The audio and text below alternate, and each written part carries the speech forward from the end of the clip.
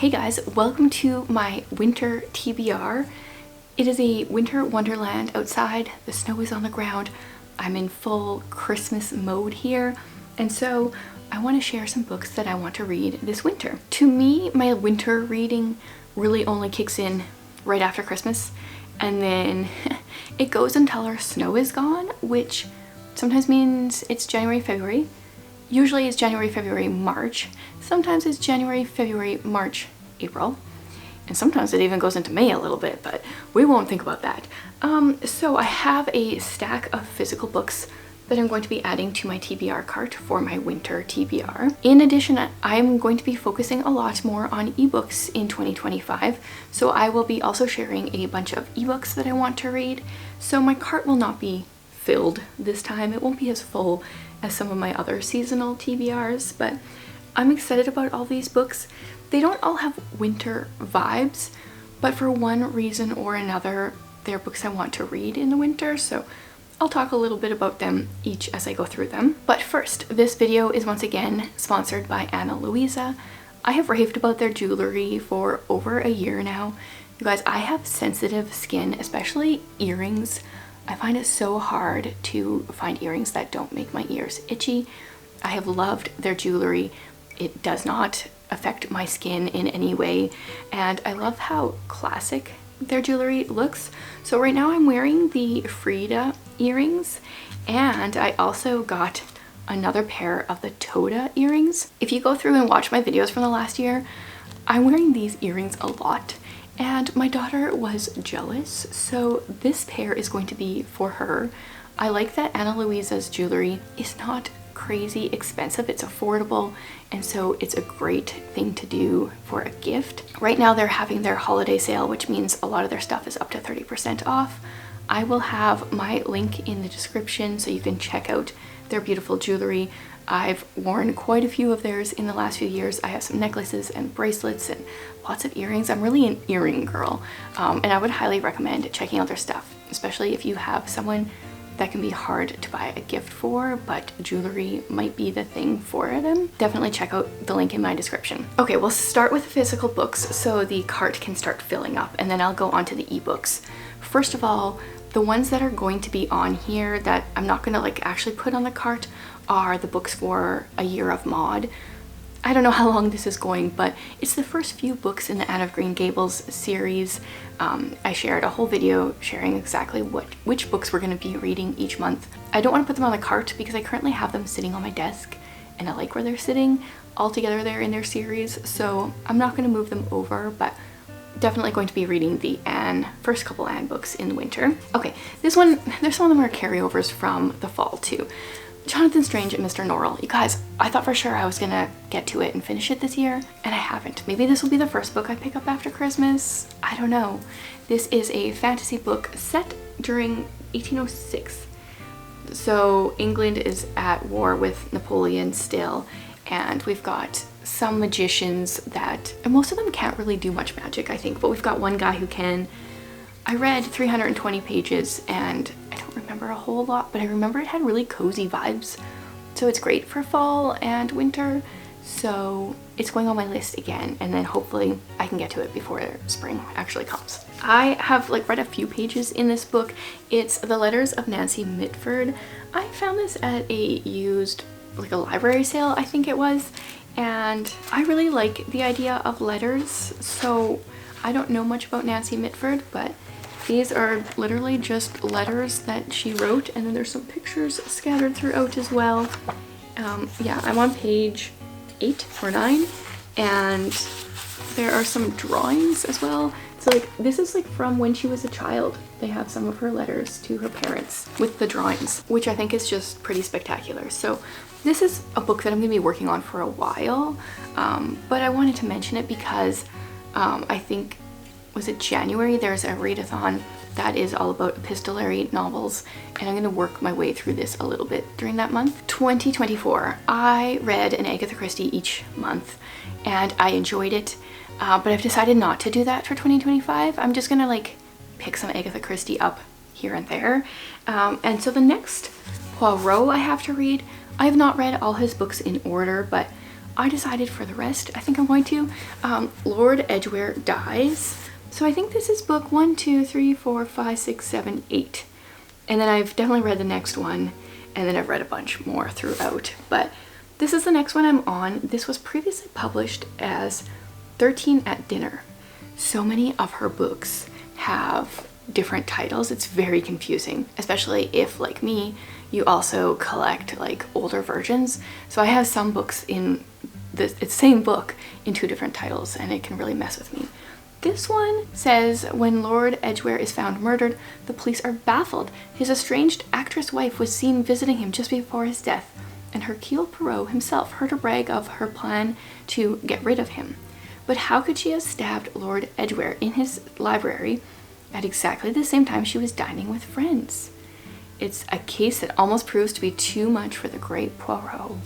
So yeah, I definitely want to be reading at least one Agatha Christie per season in 2025, maybe more, but this is going to be my priority one. The first classic, the first really book that I'll be starting 2025 off with is The Life and Adventures of Nicholas Nickleby by Charles Dickens. So my plan, I've mentioned a little bit before, is to each year read a Dickens book, start off the year with it, and just work on it till I'm done. What I did this last year with the Pickwick Papers is I read a chapter each day, and then once I was done that chapter I could read like more fun books.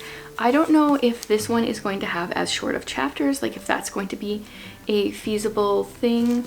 It kind of looks like it based off of a quick perusal. There are also pictures, so there's that. So I'll either pick, you know, like 10 pages or a chapter or something that I need to read before going on to other books. I will make my way through Dickens' works. So this is the next one that's up for me. I actually don't know anything about it. Nicholas, the engaging young hero, is quickly tempered, proud, energetic, and ambitious for his family and himself. At the opening of the book, they have been left in poverty by the death of his father and are at the mercy of his uncle, the terrible Ralph Nickleby, a grasping and malicious man. Oh yeah, I think I've read a very, very, very condensed one with my kids. Throughout the novel, Nicholas fights for his family's welfare and a good name, and in the end wins out, achieving wealth, love, and success, but only after fierce struggles and the deadly opposition of Ralph Nickleby and other vicious, malignant characters. Yeah, so I think that just summed up the entire book right there. I also want to be working on series, like I mentioned in my series video. So Guardian is the end of a series. This is book 3 in the Children of Consortium, and so it would be an easy box for me to check. This also might count as my beautiful book for the Read Your Bookshelf challenge. I'm not sure. These books all have like such vibrant colors, this entire series. I love each of them. So this is set in space, and our main character in the first book is a recorder. So she needs to, she's kind of been raised in this like sterile environment to record events unbiased. At a certain age you get hooked up to a drone, and if you don't do things right you get like an electric shock, you get in trouble, and things go off the rails in the first book, and I can't say much about where we go in the second one, where we're starting things off with book 3, but I'm excited to finish the series. I loved book 3. Book 2 I got overwhelmed by character names. For some reason it didn't bother me in book 1, but it did in book 2. If that's the case, I'm starting the thing out, the whole read through here with a character list. I'm going to make a list, because some people were referred to with their first name and then their last name separately in the second book, and I don't know, it was a little bit much for my brain. So if I need to make a character list, that's what I'm gonna do. One that obviously needed to be read in winter is Winter, White and Wicked. I feel like this has to be read in January because this cover, this is what January feels like here. This is a fantasy story that I started a while ago, probably last January or so, and I struggled with the audiobook, so I wanted to give it a try in the physical copy. So we start out with this girl who's been twice orphaned. Yeah, she is living on an island cursed by eternal winter, but she has a truck, which is like a weird, like in my brain we're like fantasy, but there's a truck, so it's this weird combination of different worlds in my brain. I got quite far, but I just couldn't visualize kind of what was going on. So physical book it is. Also, when I was listening to the book, I didn't look at the map at all. That might help me too. So it's got a map. Always a good thing. 6 of Crows. I want to start this duology and maybe finish it this winter. I actually don't know anything. I read the Shadow and Bone trilogy to get ready for this. It was very conflicted. People said you may need to read the trilogy first. Some people said you didn't need to. I did. And now I want to read this and I don't know anything. It's set in Ketterdam, a bustling hub of international trade where anything can be had for the right price, and no one knows that better than criminal prodigy Kaz Brecker. Kaz is offered a chance at a deadly heist that can make him rich beyond his wildest dreams, but he can't pull it off alone. And then he gathers a crew. I have no idea. That's way more than I already knew about the book. Yeah, very, very curious about it, so it'll be good to finally read it. I want to be working on my DIY literature degree, which also the Nancy Mitford book would count for because I'm trying to read books set from 1900 to 1975-ish, like classics then. I also have G.K. Chesterton as my literary mentor, so he wrote earlier than that. But I want to read The Man Who Was Thursday because the subtitle is A Nightmare, and I am so curious about this. It's a surreal masterpiece. It's a psychological thriller that centers on 7 anarchists in turn-of-the-century London who call themselves by the names of the days of the week. No idea. But you know what, like, it's pretty short. It's under 200 pages long. So that's always like an encouragement to me if it's a classic, because even if it's terrible, it's short. On a different note, I have Facing the Dawn. This is a Christian contemporary story that I read the first chapter of a while ago and enjoyed it, so I thought I would put it on my list here. It's about a woman whose husband has been digging wells in Africa for a while, and like her life is kind of falling apart back at home while she's trying to hold life together. I liked her humor in the first chapter. Hopefully that continues. It was a little bit sarcastic and I appreciate that. I've also got another one for my DIY literature degree, and that is The Martian Chronicles by Ray Bradbury. I don't know anything about this one either. He imagines a place of hope, dreams, and metaphor, of crystal pillars and fossil seas, where a fine dust settles on the great empty cities of a vanished, devastated civilization. Based on that, like, I'm guessing I'm probably not gonna like it. I just want to know what the writing sounds like. This is set in 1999, but was written in 1945. Oh, that's interesting. It starts out January 1999.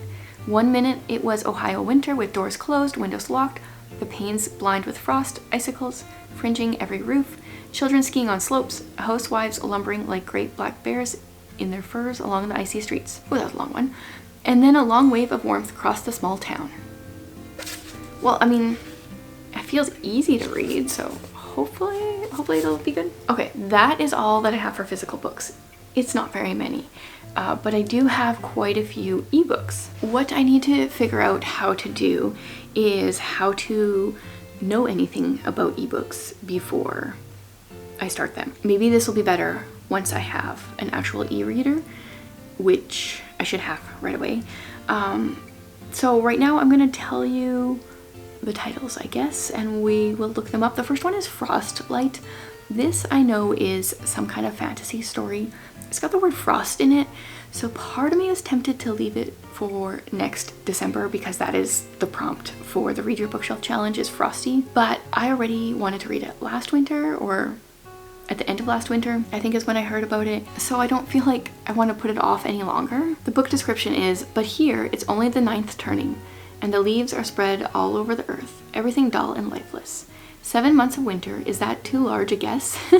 Oh, that sounds right. 7 months of cold, lifeless barrenness?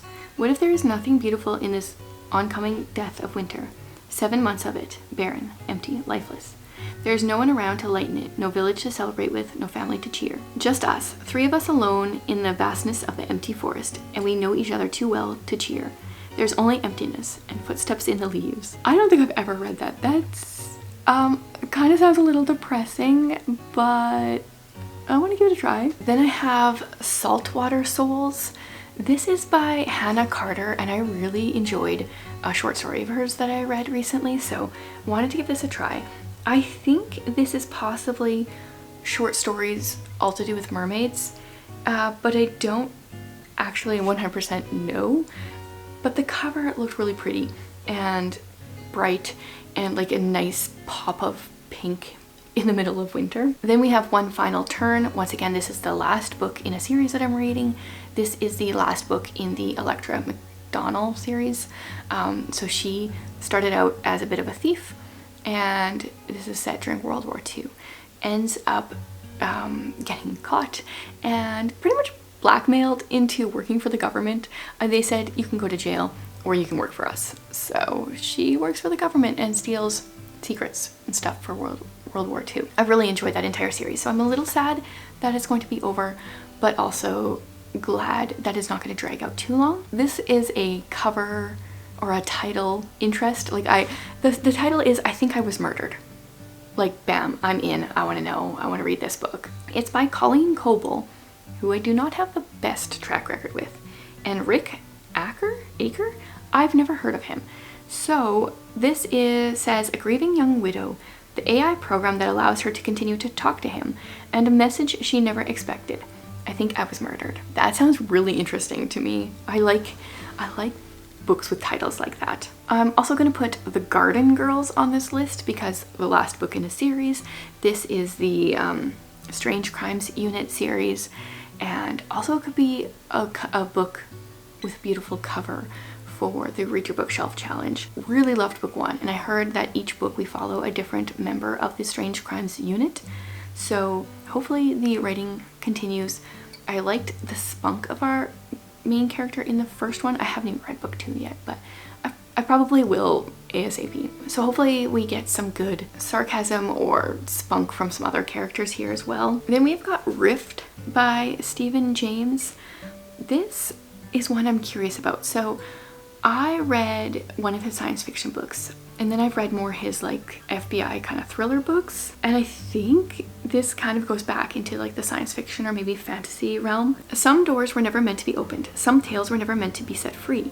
When 17-year-old Sahara discovers a rift into the realm of lore, the most haunting stories she's been telling her friends come to life, and she must find a way to stop them before they tear her world apart. Rift explores loss, longing, and courage with spine-chilling suspense. So it sounds interesting to me. And then the other one that feels like it needs to be read during winter is A Snow So White. So this is the first book in a series. I didn't actually realize that when I put it on the list, but I'm assuming this is a Snow White retelling, and because it's got the word snow in it, it feels like it should be read in winter. Once upon a future time, in a city of steel, concrete, and magic, a wicked queen trapped a mighty warrior with a curse. In the tiny village of Somer, far from the city, Cherry knows nothing of the evil spell. Her home is a safe, magical place. The Fae travel freely along its roads. Magical humans and animals are welcome, and everyone is hidden from the queen's sight by Jack Frost, the local ghost who blurs the queen's mirror with snow and ice. But when Jack's spell begins to crack, and then it's cut off, so we'll leave it at that. Sounds like another great winter read. So as of right now, those are the books I'm putting on my winter TBR. I'm excited for some like cold books and some like non-cold books in there. If you guys have specific wintry books that you plan on reading this winter, leave them in the comments. I would love to hear them. They might inspire me to add them to my list as well. And once again, thank you to Ana Luisa for sponsoring this video. Make sure you use the link in my description to get the holiday sale and get up to 30% off. Thanks for hanging out with me today, guys.